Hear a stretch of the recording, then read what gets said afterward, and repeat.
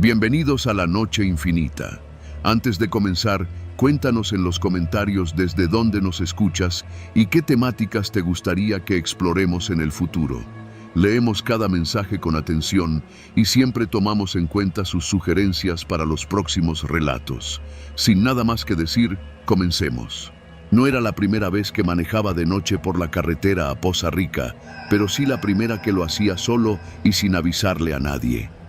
Había salido de Tuxpan poco antes de las 10 de la noche, después de una discusión con mi hermano. «Tú solo vienes a meter ruido», me había dicho, mientras me lanzaba las llaves del coche como si fueran un insulto. Y tenía razón. Desde que murió mi papá, nada volvió a estar bien en esa casa. El trayecto debía ser tranquilo, un par de horas hasta llegar a casa de mi madre, en Papantla. El camino ya me lo sabía de memoria. Una recta tras otra, curvas amplias, cerros cubiertos de selva dormida y uno que otro rancho con luces parpadeantes que se asomaban como luciérnagas entre la oscuridad. La noche estaba completamente cerrada. Ni la luna ni las estrellas querían mirar ese pedazo de Veracruz. El aire era denso, caliente, y la única compañía que tenía era el zumbido constante del motor y el golpeteo leve del viento colándose por las rendijas del vidrio. Conduje en silencio casi una hora, fumando despacio y sin música, hasta que la señal del celular murió por completo y supe que estaba en medio de la nada. Fue justo después del entronque con la desviación a Cerro Azul cuando vi las luces. Primero pensé que era otro coche, tal vez una patrulla o algún tráiler detenido, pero a medida que me acercaba, noté que las luces no eran intermitentes ni de emergencia, sino los faros de una camioneta estacionada en el acotamiento, apuntando directo hacia la carretera. Me obligó a bajar la velocidad por el reflejo que me daba de frente. Ahí estaban, a menos de 30 metros, una camioneta Ford vieja, blanca, con las puertas abiertas y las luces encendidas. En la caja, al menos 3 siluetas borrosas, inmóviles. Conforme me acerqué, el estómago me dio un vuelco. No era que estuvieran parados, estaban bajando cuerpos. Sí, cuerpos, porque no había manera de confundir esa imagen. 3 figuras con pasamontañas descendían sin prisa de la camioneta y entre ellos cargaban lo que claramente eran personas, sin moverse, sin resistencia alguna. Uno de los cuerpos cayó al suelo con un golpe seco y nadie se inmutó. Frené instintivamente a unos 15 metros. Fue ahí cuando uno de los encapuchados me miró. No corrió, no apuntó, solo me alzó la mano, con la palma extendida. Me estaba haciendo una señal, una orden muda, inconfundible. Sigue, no te detengas y no voltees. Tenía la boca seca, el corazón martillándome en el pecho como si hubiera corrido kilómetros. El aire dentro del coche se volvió irrespirable. Estuve a punto de poner reversa, pero mis manos no me respondían. Lo único que pude hacer fue obedecer. Avancé lentamente, casi sin respirar. El coche rodó junto a la escena como un intruso torpe. No miré hacia ellos. Mantuve la vista fija en el camino, en la línea blanca del acotamiento, en la curva que se abría unos metros más adelante. Pero, aunque no los miré directamente, sentí cómo los ojos de todos los que estaban allí, vivos o muertos, se clavaban en mí. Uno de los cuerpos soltó un gemido. No grité, no paré, no hice nada, solo seguí. 10, 20, 30 metros más adelante, me di cuenta de que estaba temblando. Me orillé a la derecha, lo suficiente para no ser visto desde atrás, y apagué las luces. No sé por qué lo hice. Tal vez necesitaba un momento para respirar. Tal vez esperaba que alguien viniera, que un coche pasara, que algo rompiera el silencio denso que me envolvía. Pero no pasó nadie. El camino estaba muerto. Tomé el celular. Ni una sola raya de señal. Abrí la guantera buscando algo, lo que fuera, como si en medio del miedo necesitara aferrarme a cualquier objeto cotidiano. Los papeles del seguro, un encendedor, una pluma. Pero lo único que encontré fue la fotografía vieja de mi papá, con su uniforme, sonriendo frente a una patrulla allá en sus años de tránsito estatal. De haber sido tú, pensé, ya estarías muerto. Volví a arrancar. Tenía que alejarme. Conduje otros 10 minutos, ya con las luces encendidas y el cuerpo aún en alerta. Empecé a ver algunos postes de luz, intermitentes, colgados como dientes podridos de las comunidades pequeñas. Ya casi llegaba a un pueblo llamado Palma Sola, un caserío de no más de 100 casas, donde pensaba detenerme a tomar algo o al menos pedir ayuda. Pero cuando entré a la calle principal, todo estaba apagado, ni un foco encendido, ni un perro ladrando, ni un alma en la calle. Era como si el pueblo entero supiera que no era noche para asomarse. Pasé despacio frente a la tiendita del centro, que normalmente tenía un foco colgando. Estaba apagado. Vi una silla mecedora moviéndose sola frente a una casa con cancel verde. Nadie en el porche. Toqué el claxon. Una vez, 2 veces. Nadie salió. Decidí no parar. Seguía sintiendo la mirada de ese encapuchado en mi nuca, como si me hubiera marcado, como si por haber estado allí, aunque no dijera nada, aunque no me detuviera, ya no hubiera marcha atrás. Poco después salí del pueblo y la señal del celular regresó de golpe. Recibí 3 mensajes, todos de mi hermano. El último decía: ¿dónde estás? Acaban de levantar a un policía estatal. Dicen que fue por la carretera a Poza Rica. Hay retenes. Frené. El mundo entero se me vino encima. Me puse a temblar otra vez, ahora con más rabia que miedo. No sabía si el cuerpo que vi caer al piso era ese policía. No sabía si uno de los gemidos era suyo. No sabía nada, salvo una cosa. No iba a decir nada, ni a mi hermano, ni a mi madre, ni a nadie. Seguí manejando, directo a casa, como si nada hubiera pasado. Pero desde esa noche, cada vez que voy por esa carretera y veo una camioneta estacionada, un par de luces encendidas en el acotamiento o alguien caminando solo por el borde de la cinta asfáltica, acelero. No freno, no pregunto, no miro, porque sé que en este país a veces lo único que se necesita para seguir con vida es saber cuándo no voltear. Y esa noche, por suerte, lo supe.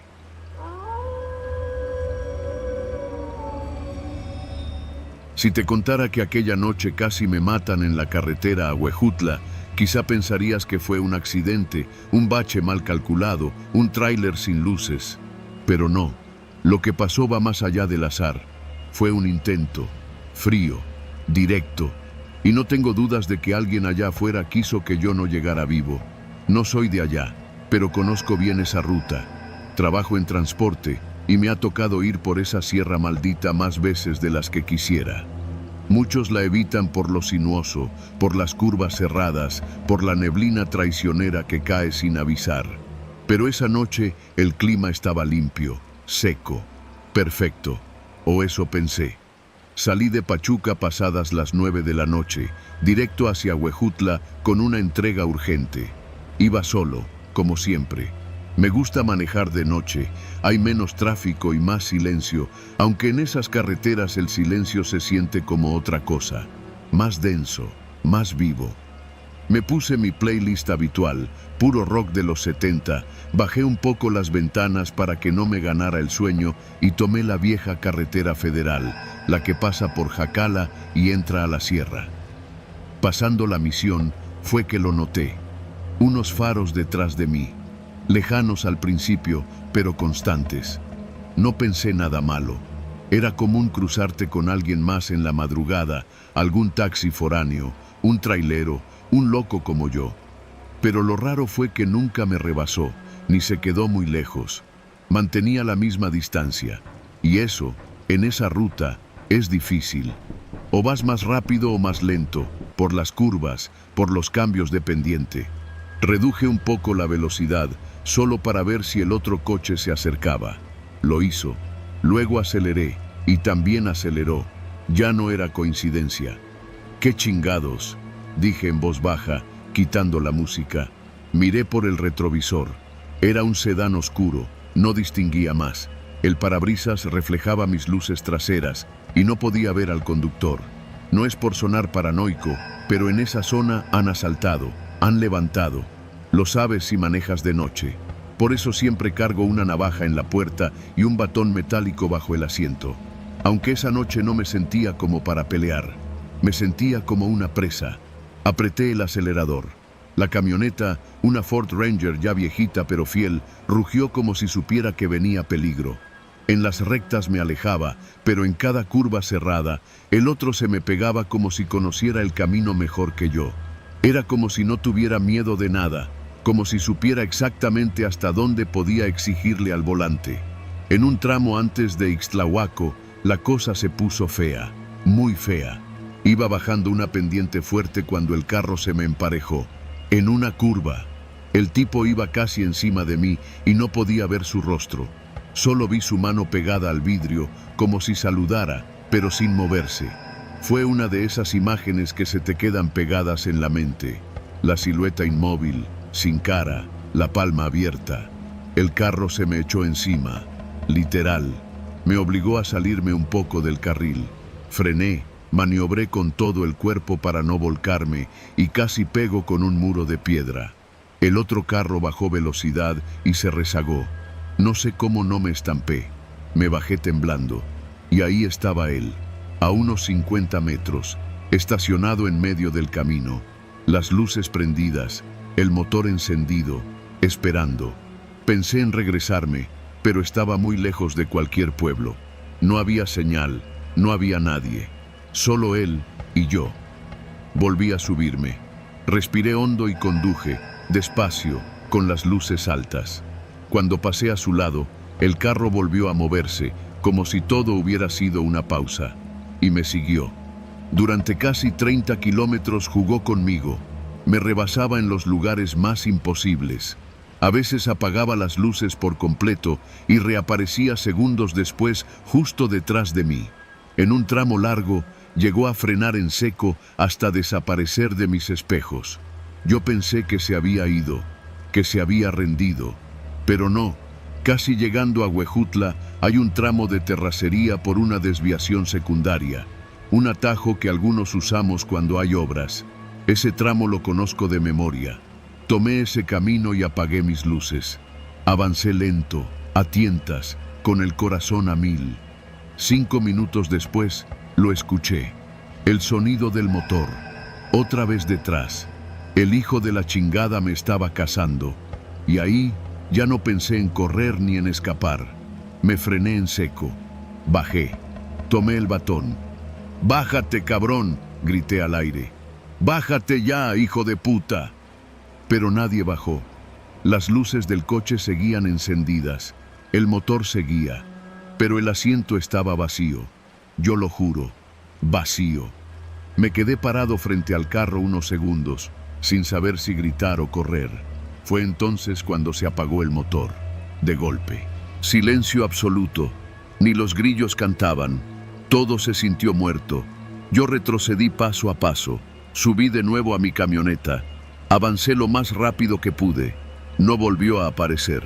Cuando llegué a la entrada de Huejutla, eran casi las 3 de la mañana. No me detuve hasta llegar a una gasolinera abierta. Bajé, pedí un café y me senté en la banqueta como un maldito loco. Las manos no me dejaban de temblar. Esa madrugada no hubo ningún reporte de robo, ni accidente. Revisé los periódicos locales después. Nada, ni una sola mención. Tampoco reconocí el auto. No era de los comunes de la zona. Y lo peor, ni siquiera había huellas de neumáticos donde me lo encontré parado. Esa fue la última vez que tomé ese camino de noche. A partir de entonces, solo viajo de día. Y si alguien me dice que eso fue un susto o una alucinación, me vale madre. Porque yo lo viví, porque alguien o algo quiso sacarme del camino. Y lo peor es que, en esa carretera, no soy el único. Muchos no lo cuentan, otros no lo sobrevivieron. Pero yo sí. Y todavía escucho ese motor algunas noches, justo cuando cierro los ojos.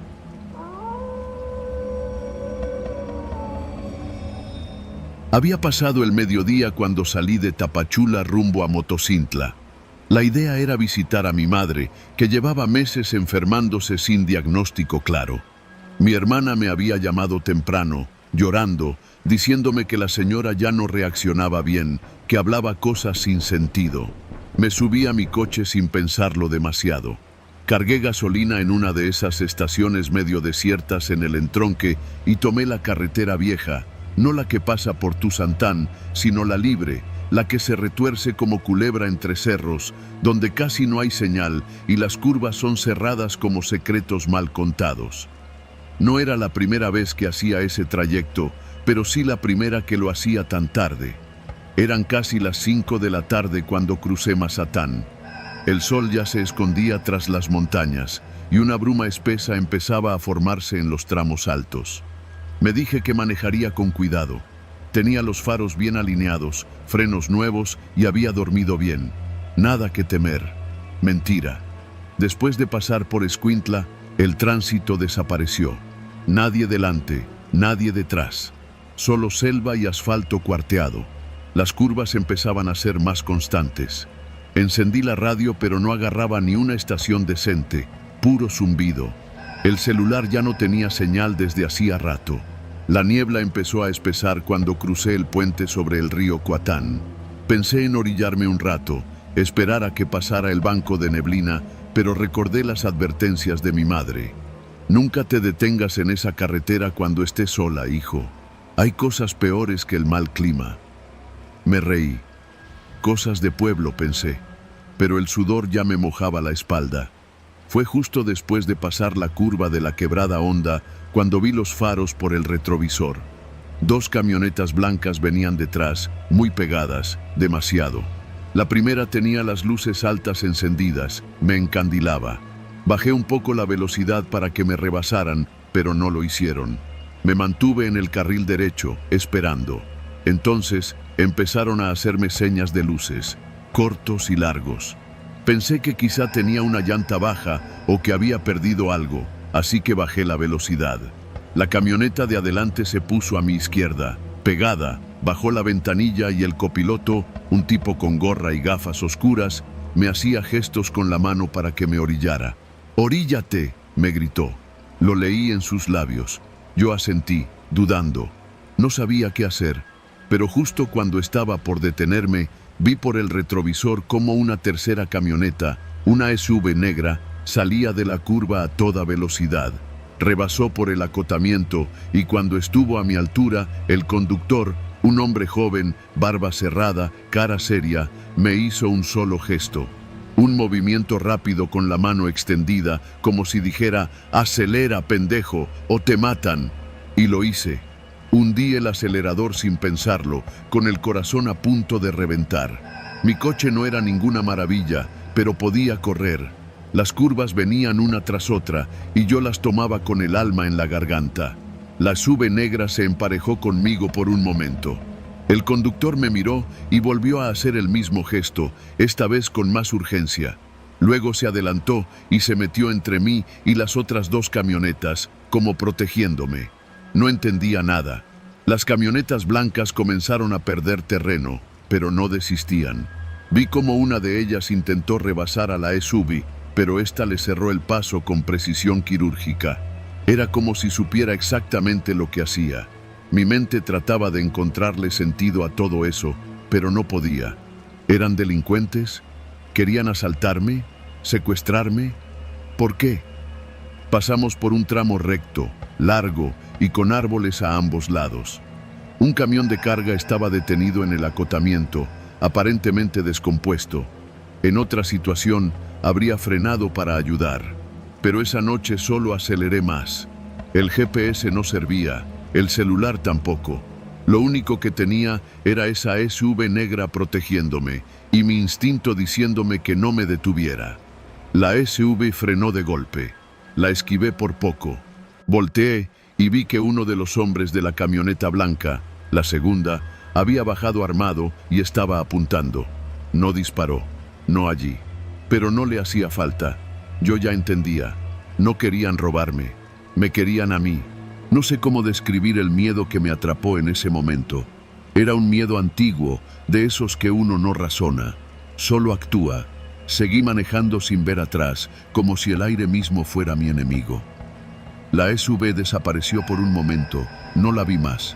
Pensé que me habían dejado solo.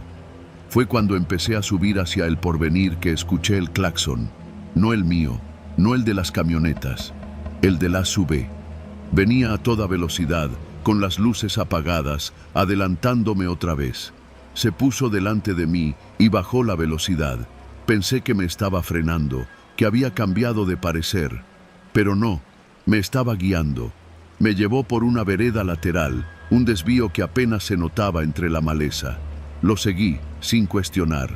El camino era de terracería, estrecho, subía hacia un cerro. Detrás, los faros de las camionetas desaparecieron.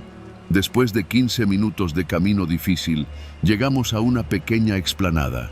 El hombre de la SUV bajó. Traía una pistola en la mano, pero no la apuntó. Se acercó, tranquilo. Yo bajé del coche con las piernas temblorosas. ¿Sabes qué era eso?, me preguntó sin rodeos. Negué con la cabeza. Estaban cazando, te vieron solo. Tu coche, tu cara, les gustó, iban por ti. ¿Quiénes son? Nadie que quieras conocer, dijo. Pero no es la primera vez, y no será la última. Le agradecí, con la voz quebrada. No supe qué más decir. Me dijo que esperara allí 20 minutos y que después tomara el camino hasta una gasolinera en Nueva Independencia. Que no me detuviera, que no mirara atrás. Así lo hice. Esa noche dormí en casa de mi madre, en Motocintla. No pude pegar los ojos. No se lo conté a nadie, ni siquiera a mi hermana. Me limité a abrazar a mi mamá, como cuando era niño, y tenía miedo de la oscuridad. Ella, aunque ya no hablaba con claridad, me miró a los ojos y me dijo algo que no olvido. Te salvó el destino. No cualquiera regresa de allá. No volví a tomar esa carretera nunca más.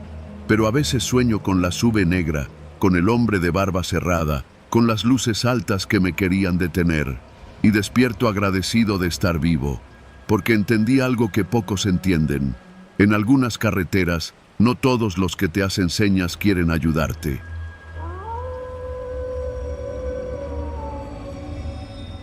Nunca he contado esto con detalle.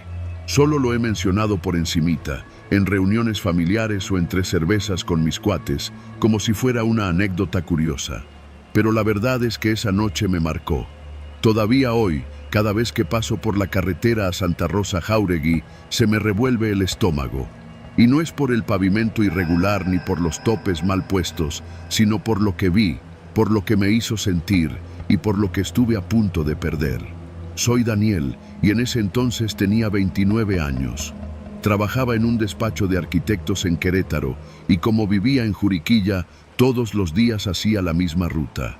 De ida por la mañana, tranquilo, sin tráfico, y de regreso por la noche, con el cansancio encima y los pensamientos ocupados en cualquier cosa menos el camino. Aquella noche era martes. Salí tarde de la oficina porque tenía que entregar unos renders urgentes. Eran casi las 11 cuando me subí al coche. Una Chevy blanca, vieja, pero jaladora. Encendí el estéreo y tomé la carretera rumbo a Santa Rosa. El trayecto siempre me había parecido tranquilo. De noche, todo se veía distinto, pero nunca sentí miedo. Hasta esa vez. Ya había pasado el último semáforo, el que está cerca del Oxxo de El Nabo, cuando vi algo raro a lo lejos, unas luces intermitentes en el acotamiento. Pensé que era una patrulla o una grúa, tal vez ayudando a alguien descompuesto. Reduje la velocidad por precaución. Conforme me acercaba, distinguí mejor. Era una grúa tipo plataforma, de esas que usan para levantar autos mal estacionados. La tenía perfectamente alineada sobre el acotamiento, con los conos bien puestos y las luces encendidas. Pero no había ningún coche en la plataforma, ni rastro del conductor. Solo el vehículo, inmóvil, con el motor encendido y los faros iluminando la maleza. Bajé la velocidad aún más, y cuando estuve a la altura de la grúa, vi una cosa que me erizó la piel. Había huellas frescas de neumáticos en la terracería, como si acabaran de cargar un auto, pero no había rastro del vehículo. Era como si la grúa hubiera soltado algo en la oscuridad. Pensé en detenerme, pero algo me dijo que no lo hiciera. Avancé unos metros, y en el retrovisor vi que las luces de la grúa parpadeaban raro, como si la corriente fallara. Apreté el volante. No me gusta ser paranoico, pero esa escena me pareció torcida. Un detalle fuera de lugar que desencajaba en la noche. Aceleré un poco, queriendo dejar atrás la imagen, pero no pasaron ni 2 minutos cuando, a lo lejos, vi algo que me heló la sangre. Otra grúa, idéntica a la anterior. Misma posición, mismas luces, misma ausencia de conductor. Era imposible. No había salidas en ese tramo de carretera. Y no podía haber pasado 2 grúas iguales en tan poco tiempo. Frené en seco. El corazón me latía en el cuello. Me estacioné en la orilla, prendí las intermitentes y bajé del coche. Caminé unos pasos hacia la grúa. Mis botas crujían sobre la grava. Me asomé por la ventanilla. El tablero estaba encendido, pero no había llaves en el switch. El asiento del conductor estaba vacío. Ni radio, ni documentos, nada. Solo una lata de café medio vacía en el portavasos. Fue entonces cuando escuché el sonido. Un clic metálico, como cuando sueltan los seguros de una rampa hidráulica. Venía de la parte trasera. Di la vuelta despacio, con el cuerpo tenso como resorte. La plataforma de la grúa se inclinaba lentamente, como si fuera a cargar algo invisible. El aire olía a aceite quemado y a tierra húmeda. No había viento, no había autos, no había nadie. Me subí al coche con el corazón en llamas y me fui de ahí lo más rápido que pude. El retrovisor temblaba con cada bache, pero no me atreví a mirarlo más de 3 veces. No sé cómo llegué a casa. Esa noche no dormí. Me la pasé revisando foros, preguntando en redes, tratando de encontrar algo sobre esa grúa. Pero no había nada. Hasta que, semanas después, me topé con un hilo de Twitter. Cuidado con la carretera a Santa Rosa. Una grúa fantasma se lleva coches y a sus dueños. No lo pude creer. Empecé a leer los comentarios y me encontré con varios testimonios parecidos. Mi primo desapareció después de que su coche fue remolcado. Vi una grúa idéntica a la que describes, pero no llevaba placas. Después de las 10 de la noche, evito esa carretera. Siempre hay algo raro. Me puse a investigar más en serio. Fui a preguntar a un amigo que trabaja en la Dirección de Tránsito Municipal.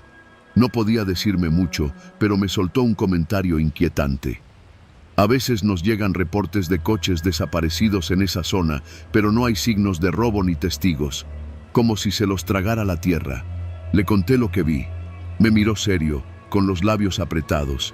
Luego dijo algo que no he olvidado desde entonces. La mayoría de las grúas de aquí son concesionadas, pero desde hace años hay reportes de una que nadie reconoce. A veces la ven de noche, levantando coches mal estacionados, solo que nunca llega al corralón. Empecé a obsesionarme, a leer más casos, a marcar los lugares donde la habían visto. Coincidían en un tramo específico de la carretera a Santa Rosa, cerca de una vieja fábrica abandonada. Una noche me armé de valor. Me llevé una cámara, un termo de café y estacioné mi coche en el acotamiento de ese tramo maldito, justo a la hora en que yo vi la grúa por primera vez. Esperé 1, 2, 3 horas. Nada. Pero justo cuando me estaba quedando dormido, escuché el motor. No venía de lejos. Era un rugido grave, potente, como si la grúa emergiera de debajo del pavimento. Las luces aparecieron entre los matorrales, sin caminos, sin lógica. La grúa estaba ahí, pero esta vez no venía vacía. Llevaba un coche encima, uno destrozado, oxidado, con las placas arrancadas. Lo reconocí. Era un Civic blanco, idéntico al de un chico que había sido reportado como desaparecido hacía unos meses. Me lo sabía porque lo vi en un volante, pegado en un poste del Oxxo. La grúa se detuvo frente a mí. El motor seguía encendido. La rampa bajó sola. El Civic se deslizó como si alguien lo empujara desde adentro, pero las ventanas estaban cubiertas con periódicos viejos. No se veía nada. Solo escuché un golpe seco cuando las llantas tocaron el asfalto. Y entonces la grúa se apagó. No luces, no motor, nada. Me quedé congelado. La cámara temblaba en mis manos. Cuando di un paso hacia el coche, escuché algo que me hizo orinarme en los pantalones. Un grito. Apagado, como atrapado dentro de un túnel. Venía del Civic. Corrí. Me metí a mi coche y me largué de ahí con el pedal a fondo. No miré atrás. No me detuve hasta llegar al primer retén de policía. Les grité, les conté todo, les pedí que me acompañaran. 2 oficiales me siguieron. Cuando regresamos, no había grúa, no había Civic, solo las huellas frescas de llantas marcadas sobre el acotamiento. Los policías se miraron entre ellos. Uno me dijo: «Usted no es el primero que viene a decirnos esto, pero siempre que llegamos ya no hay nada». Desde esa noche no vuelvo a tomar esa carretera después de las 10. No me importa si tardo más por Prolongación Zaragoza o si tengo que desviarme por Jurica. Nunca más, nunca. Y si tú, por alguna razón, tienes que pasar por ahí, no te estaciones. No importa si te ponchas, si necesitas orinar o si ves las luces de una grúa encendidas en la orilla del camino. Sigue manejando, porque esa grúa no busca coches, busca a los que se bajan.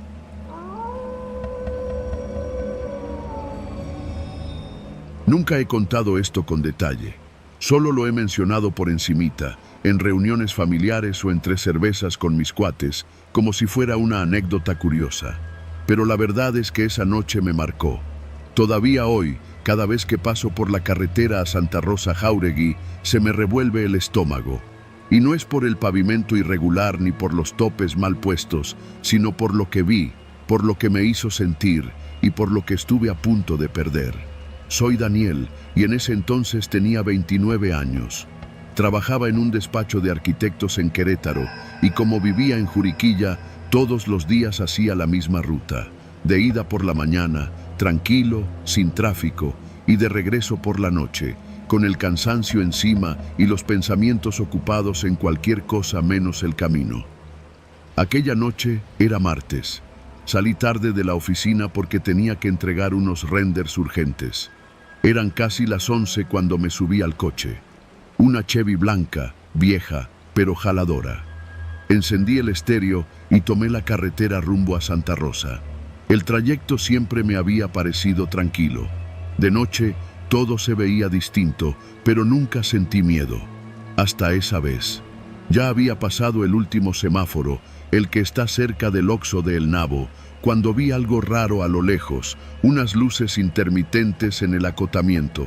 Pensé que era una patrulla o una grúa, tal vez ayudando a alguien descompuesto. Reduje la velocidad por precaución. Conforme me acercaba, distinguí mejor. Era una grúa tipo plataforma, de esas que usan para levantar autos mal estacionados. La tenía perfectamente alineada sobre el acotamiento, con los conos bien puestos y las luces encendidas. Pero no había ningún coche en la plataforma, ni rastro del conductor, solo el vehículo, inmóvil, con el motor encendido y los faros iluminando la maleza. Bajé la velocidad aún más, y cuando estuve a la altura de la grúa, vi una cosa que me erizó la piel.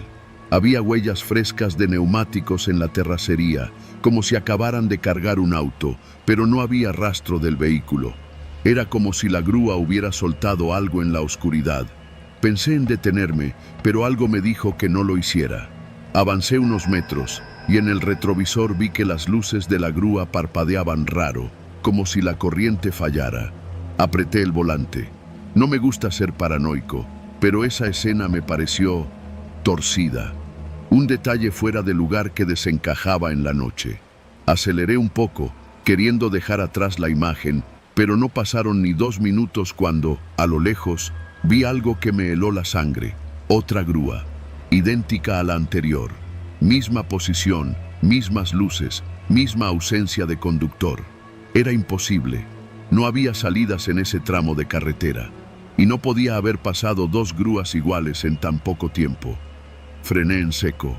El corazón me latía en el cuello. Me estacioné en la orilla, prendí las intermitentes y bajé del coche. Caminé unos pasos hacia la grúa. Mis botas crujían sobre la grava. Me asomé por la ventanilla. El tablero estaba encendido, pero no había llaves en el switch. El asiento del conductor estaba vacío. Ni radio, ni documentos, nada. Solo una lata de café medio vacía en el portavasos. Fue entonces cuando escuché el sonido. Un clic metálico, como cuando sueltan los seguros de una rampa hidráulica. Venía de la parte trasera.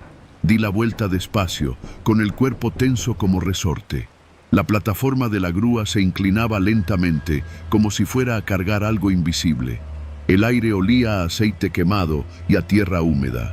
No había viento, no había autos, no había nadie. Me subí al coche con el corazón en llamas y me fui de ahí lo más rápido que pude. El retrovisor temblaba con cada bache, pero no me atreví a mirarlo más de 3 veces. No sé cómo llegué a casa. Esa noche no dormí. Me la pasé revisando foros, preguntando en redes, tratando de encontrar algo sobre esa grúa. Pero no había nada.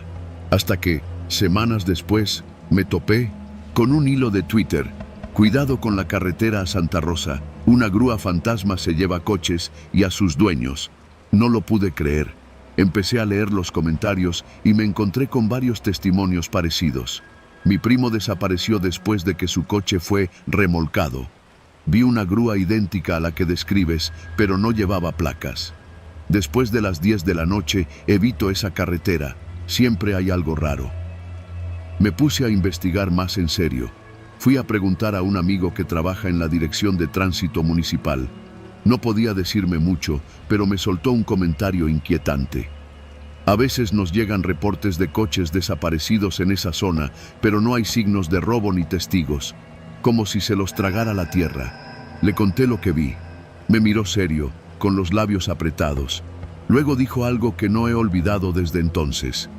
La mayoría de las grúas de aquí son concesionadas, pero desde hace años hay reportes de una que nadie reconoce. A veces la ven de noche, levantando coches mal estacionados, solo que nunca llega al corralón. Empecé a obsesionarme, a leer más casos, a marcar los lugares donde la habían visto. Coincidían en un tramo específico de la carretera a Santa Rosa, cerca de una vieja fábrica abandonada. Una noche me armé de valor.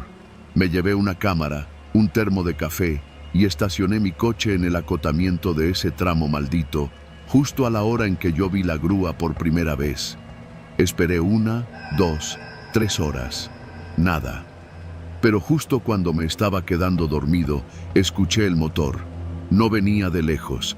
Era un rugido grave, potente, como si la grúa emergiera de debajo del pavimento. Las luces aparecieron entre los matorrales, sin caminos, sin lógica. La grúa estaba ahí, pero esta vez no venía vacía. Llevaba un coche encima, uno destrozado, oxidado, con las placas arrancadas. Lo reconocí. Era un Civic blanco, idéntico al de un chico que había sido reportado como desaparecido hacía unos meses. Me lo sabía porque lo vi en un volante, pegado en un poste del Oxxo. La grúa se detuvo frente a mí. El motor seguía encendido. La rampa bajó sola. El Civic se deslizó como si alguien lo empujara desde adentro, pero las ventanas estaban cubiertas con periódicos viejos. No se veía nada. Solo escuché un golpe seco cuando las llantas tocaron el asfalto. Y entonces la grúa se apagó. No luces, no motor, nada. Me quedé congelado. La cámara temblaba en mis manos. Cuando di un paso hacia el coche, escuché algo que me hizo orinarme en los pantalones. Un grito, apagado, como atrapado dentro de un túnel. Venía del Civic. Corrí. Me metí a mi coche y me largué de ahí con el pedal a fondo. No miré atrás. No me detuve hasta llegar al primer retén de policía. Les grité, les conté todo, les pedí que me acompañaran. 2 oficiales me siguieron. Cuando regresamos, no había grúa, no había Civic, solo las huellas frescas de llantas marcadas sobre el acotamiento. Los policías se miraron entre ellos. Uno me dijo: «Usted no es el primero que viene a decirnos esto, pero siempre que llegamos, ya no hay nada». Desde esa noche, no vuelvo a tomar esa carretera después de las 10. No me importa si tardo más por Prolongación Zaragoza o si tengo que desviarme por Jurica. Nunca más, nunca. Y si tú, por alguna razón, tienes que pasar por ahí, no te estaciones. No importa si te ponchas, si necesitas orinar o si ves las luces de una grúa encendidas en la orilla del camino. Sigue manejando, porque esa grúa no busca coches, busca a los que se bajan.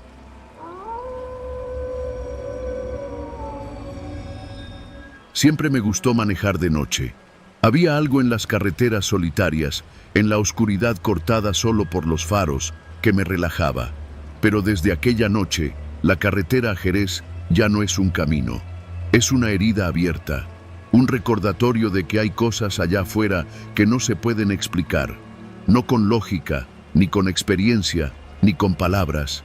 Era un viernes. Había salido de Zacatecas pasadas las 10 de la noche.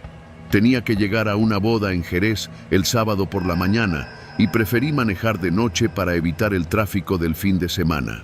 El tanque lleno, la playlist lista y el café cargado que me había preparado antes de salir me daban la falsa ilusión de control. No había absolutamente nada fuera de lo normal. Al principio, después de pasar el entronque a Beta Grande, el paisaje empezó a cambiar.